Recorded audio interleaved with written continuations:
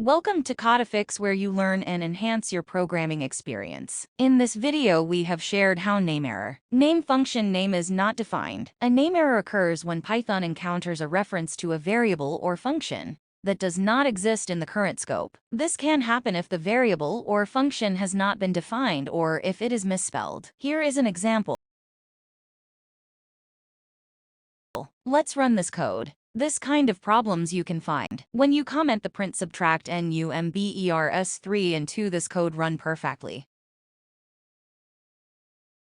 In this example, we have defined a function add numbers that takes 2 arguments and returns their sum. However, in the second print statement, we are trying to call a function called subtract numbers, which has not been defined. When we try to run this code, we will get a name error with the message name subtract numbers is not defined because Python is unable to find a function with that name in the current scope. To fix this error, we would need to define a function called subtract numbers or correct the spelling of the function name if it was a typo. Hopefully this video helps you to sort out the issue you were facing. If you still face problem or need further help, just write in comments. I will reply you as soon as possible. Before you go, if you like this video, you can subscribe for this channel for future videos, which can help and assist you further.